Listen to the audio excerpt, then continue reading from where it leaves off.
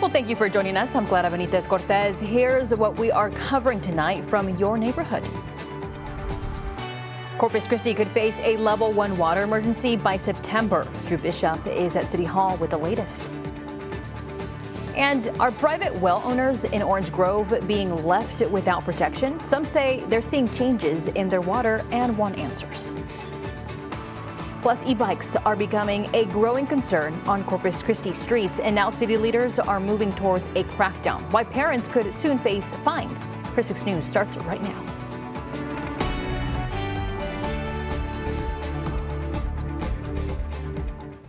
Corpus Christi city leaders are looking ahead to a possible level 1 water emergency as early as September. Now, under the city's drought contingency plan, that triggers when water supplies drop to within about 180 days of demand. Corpus Christi Water is recommending a 25% cut in water use across the city. Drew Bishop is live at City Hall as council members discuss that proposal today. Drew, what is the latest? Well, Clara, did you ever play red light, green light when you were in kindergarten, early school? Well, that's kind of how it's been feeling at City Council lately. We start with the desal vote, which has been delayed numerous times, and now here today, we're looking at the baseline percentage of curtailment in a level 1 water emergency. That's what Council was at least set to vote on today. But as recently as just a few minutes ago, Councilmember Mark Scott made a motion to table the vote. And he's not the only council member who feels that way. Councilmember Hernandez, Councilmember Paxton, and a number of other city council members expressed concerns about some of the verbiage in citations, restrictions, other things connected to the curtailment percentage that they were set to vote on today. So kind of like that red light, green light, instead of those green lights, we keep hitting those red lights here at City Hall. So it looks like CEO Nick Winkleman of Corpus Christi Water is going to have to meet with each city council member individually this week with the hopes of meeting May 5th and actually voting on this agenda item. And when I talk to residents, when I talk to business owners this week, last week, they're all in consensus themselves that they need more time to prepare for level 1 water emergency. So 2 consensuses here. Council says they need more time to vote, but the citizens of Corpus Christi, they need more time to prepare. Back to you in the studio. Drew, thank you so much. We will check in with you at 6 o'clock. Now, if you have been wanting to purchase a rain barrel from the city of Corpus Christi, now is your time to do it.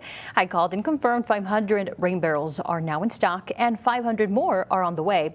The cost for rain barrels is $47 plus tax. Now, you can purchase them at the Central Cashiering at City Hall located on 1201 Leopard Street. Now, once you purchase it, you have to pick it up at the city's warehouse on Civitan Drive, building number 6. And there is 2 rain barrel limits per household. I'm Melissa Trevino, just outside of Orange Grove, where one resident says while cities scramble to address water shortages, people who rely on private wells are getting left behind. I'm just like everybody else. I'm scared. I mean, if that well goes dry, what do you do? James Byrne has been living in Orange Grove for 5 years and has been monitoring his water filtration system. He says what he's seeing in his water now is unlike anything he's seen before. This is all the stuff that's coming, and this is just the water that's going to the house. This is not the total water that's coming out of that well. Byrne showed me his water system, saying his water comes from about 280 feet underground, while city wells nearby reach more than double that depth. It's contaminated. I mean, as the water level goes down, the contaminants go up. That's evidence of it right there. And that's only 4 weeks. This filter normally is changed every 6 months. The contaminants gathering in his filter are called TDS, total dissolved solids, that come from his well into the water running to his home over the last 4 weeks. All these people are drinking this garbage. I've contacted the governor's office twice. I filed a complaint to the TCEQ, which they referred it to the Corpus Christi Water District. No response from any of them. With more wells being drilled across the region, he believes the problem will only get worse. Nick Winkleman, Chief Operating Officer for Corpus Christi Water District, says Corpus Christi well access is between 500 and 800 feet below ground. We are accessing the water, targeting the water at depths between 500 and 800 feet. So we're taking advantage of the confining clay layers to separate the production of our wells from the local residential and livestock wells. He says they are monitoring the wells and are looking into when Byrne called to return his phone calls. James Byrne is calling for more attention on what he believes could be impacting both water quality and water rights for well owners in this area. Reporting in Orange Grove, I'm Melissa Trevino, Chris 6 News. Melissa, thank you. Now, we need rain, so when are we expecting to see it here in the Coastal Bend? Well, Chief Meteorologist Stephanie Lauber joins me with that answer. Glad it won't be long, and unfortunately, this rain event isn't looking to be as juicy as the last couple of ones, but again, our goal in 2026, we're just trying to get a number on the board here, right? And we're going to achieve that. But some of our neighborhoods will see the rain before others. And while none of that will happen today, it feels like it wants to rain out there. It feels like we're swimming outside. It's so humid. Here's the hazy view over downtown Corpus Christi. And boy, is it a hot one, too, especially with more of that sunshine. Take a look at this. Actual air temperatures in the triple digits for some of our more inland neighborhoods. 103 right now, not the high temperature. Current temperature in Freer right now, 102 in Hebbronville. And notice that's more of a true to temperature feel, less humidity impacting the temperature there, but who cares? Still feels like the triple digits, right? That's hot, and it's a concern that this has happened so early. So please be careful with whatever outdoor activities you have going on, even on the coast, in the neighborhoods right on the water. We're in those low to middle 80s and feeling like the low 90s out there because of all the humidity. So we will use not only the rainfall, but a little bit of a cool down, because what's bringing our rainfall is indeed a cold front. I'll tell you exactly what that timeline is looking like now. It's going to be a bit of a tricky forecast, but we are going to see some rainfall. I'll tell you more about it ahead. According to court documents, about 350,000 Haitians and about 6,000 Syrians could be impacted if the Trump administration is allowed to cancel the designation that allows a specific group of immigrants who are fleeing dangerous conditions in their homeland to live in the U.S. temporarily. But attorneys say the number grows to more than 1 million when people from other countries that could be affected by this case are added to the list. This week, the U.S. Supreme Court hears arguments in a case that will determine whether the Trump administration can cancel a program that allows certain immigrants to live in the U.S. temporarily. A 1990 law grants temporary protected status, also known as TPS, to people from countries that are facing challenges like armed conflict or natural disasters. Haiti was added to that list after an earthquake in 2010, allowing some of its citizens to live in the U.S. under the program. But last year, the Trump administration announced it's terminating Haiti's TPS, citing concerns that, quote, Haitian gangs, such as those designated by the State Department as foreign terrorist organizations, pose a serious threat to U.S. interests. And according to court documents, then DHS Secretary Kristi Noem said certain conditions in Haiti remain concerning, including escalating violence and gang violence in the capital city. But the data indicate that parts of the country are suitable to return to. Jeff Paipoli represents a group of Haitians and will argue their case at the Supreme Court Wednesday. The Haitians that I've talked to, including our clients and other people in the Haitian TPS community, are genuinely terrified about going back to Haiti. Paipoli believes the Trump administration did not follow proper guidelines to cancel the program. What the district court found, the evidence shows, is that the decision to terminate Haiti's TPS was a decision that was made before the president even entered office, and then they fit the facts to that conclusion. That's not how Congress set up the TPS statute to work. Marlene Noble was born in Haiti and adopted into an American family after coming to the U.S. for medical treatment at the age of 3. Noble was an adult when she realized her adoptive parents did not file for her U.S. citizenship. She's afraid of what returning to Haiti could mean. Panic, lots of panic.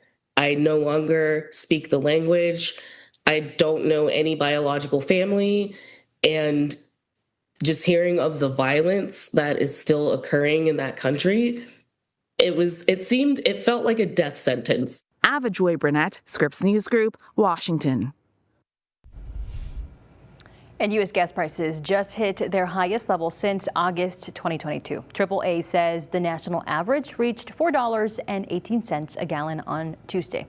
That 6-cent jump is the largest one-day increase in 5 weeks. Analysts blame tightening U.S. supplies and global uncertainty for the hike. Now, experts warn prices could climb closer to $4.30 a gallon in the coming days. Well, here's a look at what you will pay at the pump locally. The average for Texas is $3.69 a gallon. That is up 7 cents from yesterday. And here in Corpus Christi, the average is $3.73. That is a 31-cent jump since yesterday. Well, Corpus Christi police are cracking down on illegal e-bikes and mini motorcycles. Police say they have seen a sharp increase in kids riding these bikes in public. Officers say the bikes are dangerous and illegal to ride on sidewalks or streets. Now, police are warning families about new enforcement tactics. As far as the kids are concerned, we can still impound their bike, but we can cite the parents for allowing the kids to ride their bikes on the roadway. Police are launching a new public safety campaign this week. They also plan to send officers to known hotspots across the city. A young man on a mission to make sure the veterans of Corpus Christi are never forgotten. I'm Jada Jenkins with how his Eagle Scout project comes to life at a local cemetery. Is Veterans in Focus, sponsored by the Heil Law Firm. Car wreck? Heil will help. Every veteran story starts somewhere, and today we're witnessing that first step and the choice behind it. Tolosa Midway High School hosted its first ever military enlistment signing ceremony Friday, similar to ceremonies recognizing athletes signing to compete at the collegiate level. Now, this event honors students who have chosen to serve their country. Chris 6 anchor Michelle Hoffman met one student who said his path started years ago, inspired by his family. When I was young, I remember driving around with my grandfather a lot. He's a retired Army combat veteran. He did about 22 years. Halak hopes his decision to join the military inspires others, pointing to benefits like education, healthcare, and life experience. A local Eagle Scout candidate is honoring veterans who served our country. Caleb Karnatsky and his troop have digitized the records of over 1,000 veterans laid to rest at Rose Hill Memorial Park, making it easier for families to find and honor their loved ones. I'm your neighborhood news reporter Jada Jenkins with a special ceremony for that young man. Scouts and veterans coming together during a flag-raising ceremony led by Troop 65. But for one Eagle Scout candidate, for generations to come, Mr. Galbo, this project is personal. Caleb Karnatsky's great-great-grandfather was a World War I veteran and is buried right here at Rose Hill Memorial Park. that helped gain the passion for it. That passion helped Caleb lead his troop to digitize every veteran grave in the cemetery so families can find their loved ones. We just don't learn. We lose things. And he doesn't want that to happen here. So I walked with Caleb and his family to visit their grandfather's grave. My ancestor is buried here. I heard about him. Now I know where they're at. I can see the headstone. With help from about 20 scouts. I'm really proud of all these scouts stepping up. Together, they documented every single grave. 1,013. And now, those names are honored, not just in a database, but with a flag ceremony. They're learning the legacy. They're learning what it's about. And veterans like Dennis Markle say he's proud of the next generation stepping up. But Caleb's work doesn't stop here. The Veterans Database will go live in 2 weeks, so if you have a family member buried in the Veterans section, you can find them there. For more information, head over to our website at christv.com. On the north side, I'm your neighborhood news reporter, Jada Jenkins, Chris 6 News. Now, it's been a hot one out there, but next we're going to be turning our attention to the possibility of some rain and some storms for a few of us. I'll break down what we know coming up in your full forecast next.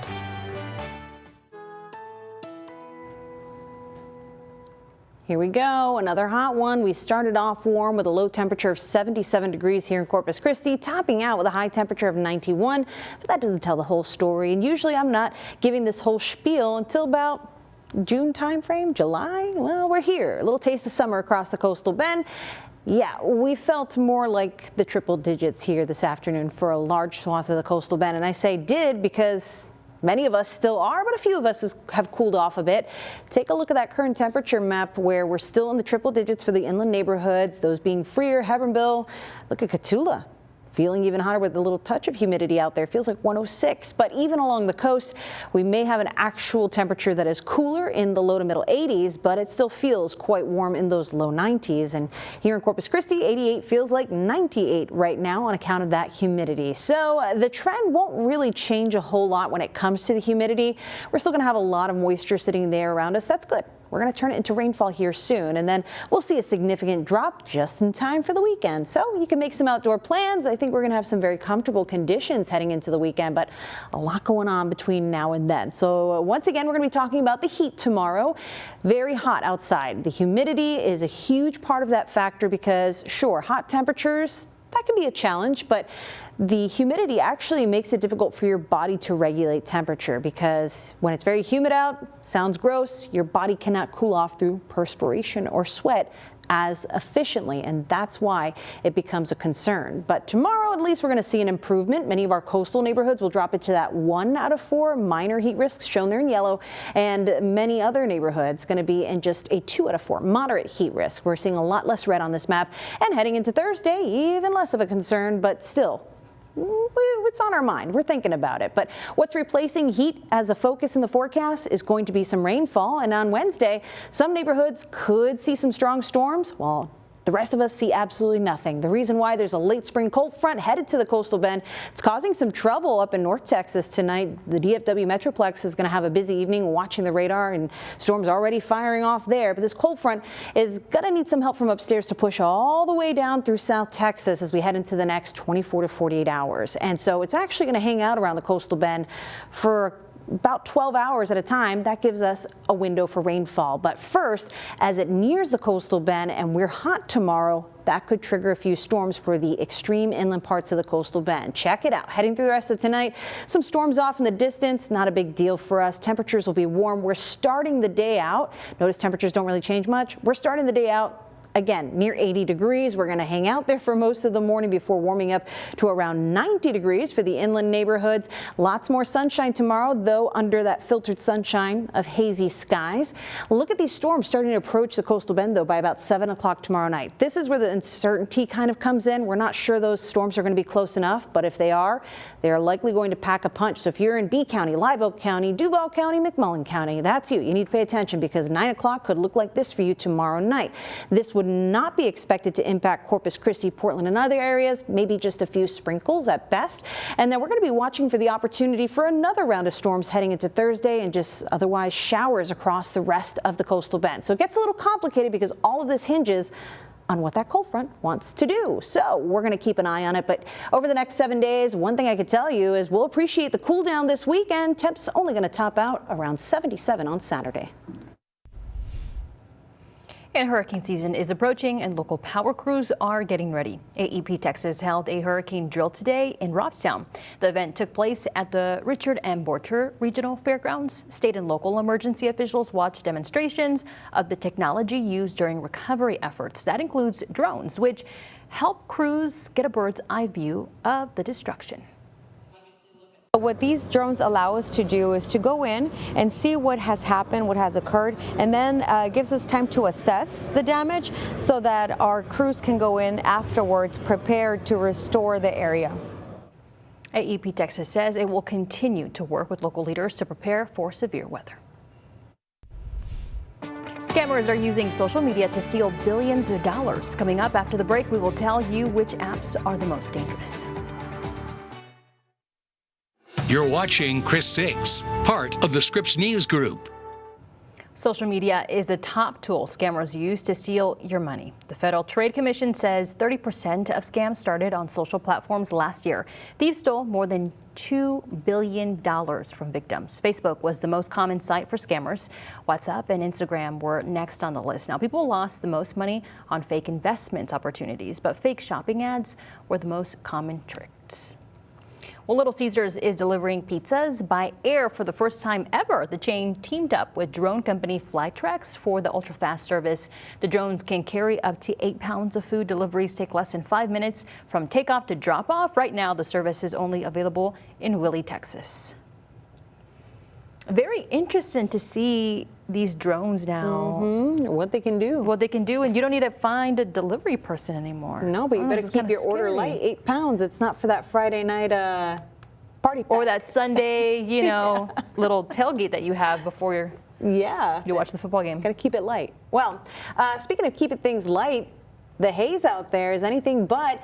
You know, I was a little surprised to kind of see that, yes, the smoke that we have now, this is the time of year for it, but there hasn't been as much burning, agricultural burns in the northern part of Mexico. So I was actually a little bit surprised that this is actually carrying from around the Yucatan and southern provinces of Mexico. But yep, that is what's bringing us some of the haze out there. The rainfall we're expecting should help to improve the air quality, because I know this is bothering a lot of folks who might be sensitive. Yeah. But something to look out for. Alrighty, Steph, thanks. Everybody, thank you so much for watching. We'll see you here tonight at 6 o'clock. Bye.